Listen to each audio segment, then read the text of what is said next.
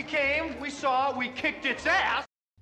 Andy, congratulations on the film. Really sort of moving, inspirational story. It must make a huge change for you not to be talking about performance capture. It is quite nice to talk about something else apart from that. Was that actually one of the reasons why you decided to do the film, because it was different from everything else? No, that wasn't a reason at all, because I love performance capture and I could quite happily go on doing that. But I mean, I've wanted to direct for many years and have been sort of building towards directing for some time. And actually this year has just been this sort of cataclysmic sort of coming together of lots of different things, where I'm sort of still in the process of cutting Jungle Book, finishing that off, and then we got the opportunity to shoot Breathe when we had this window of opportunity with Andrew and Claire to shoot it, so it's but I love acting, I love performance capture, and I love directing. So you're sport for choice, really, aren't you? I am sport for choice at the moment. The screening of the film that I went to, you actually introduced it and you said how close to your heart the film was. Can you tell me a bit more about that? Yeah, I mean, Jonathan Cavendish is my very good friend and producing partner, and we set the Imaginarium Studios up, which is a performance capture studio with a production entity together, a kind of creative unit for what we call next generation storytelling. And this script was one of the ones that were on our slate. But in fact, this is a much more personal story because it's Jonathan's parents' story. And when I read the script, I was just so moved by it. And Bill Nicholson had written this extraordinary rendering of Jonathan's parents' life, and it was so powerful that I just said to him, you know, I'd really like to direct this, even though I wasn't really intending to direct it.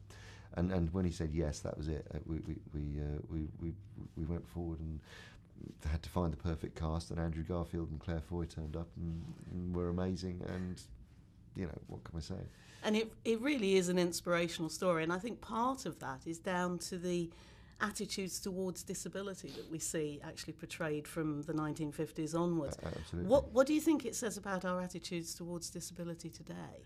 Well, I think it shows how we have got such a long way to go, but it's also that a journey has been started, and that there is a desire for diversity and equality in the workplace, in attitudes, and the way that people treat disabled people, just on a, you know, the way that you pass them in the street. That has changed, but I mean, I have a sister who's wheelchair bound. She has multiple sclerosis, and I know how difficult it is in 2017 for her to get around.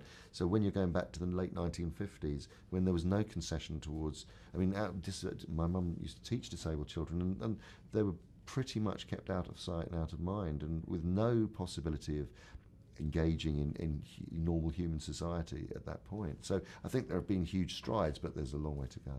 And we've mentioned Andrew and Claire, who play the two lead roles. What qualities do you think they brought to their parts?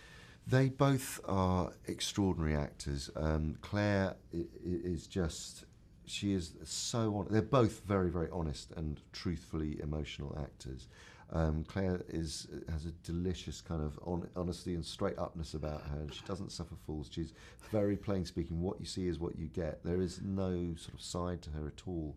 And Andrew is this extraordinarily sensitive, inquiring, kind of cosmically connected individual who, and the combination of those two coming together really was quite extraordinary, and you don't often see chemistry like that in movies, where they were so generous with each other and so kind of honest together on screen. It was incredible to watch. And finally, although this is billed as your first film as a director in cinemas, it's not actually your first film as a director, because we're going to see that next year, which is Jungle Book. That's right. So what can you tell us about that? Well, our version of Jungle Book for Warner Brothers is a sort of much darker retelling than I think audiences would expect. It's closer to Rudyard Kipling's book, the tone of Rudyard Kipling's book. It's a PG-13, so it's very much a Mowgli-centric story. It's about the search for identity, him being trapped neither in the world of animals nor man, but having to find his own way. And we have an extraordinary cast. It's using performance capture, so all of the animals are actually played by great actors like Christian Bale, who's playing Bagheera the Panther, and Kate Blanchett, who's playing Kaa the Snake, and Benedict Cumberbatch is playing Shere Khan, and all of these actors play the animals on set. It's a live action film, so we shot on location in South Africa, and so it's not a CG jungle, but it's I think it'll be a very different telling of the tale.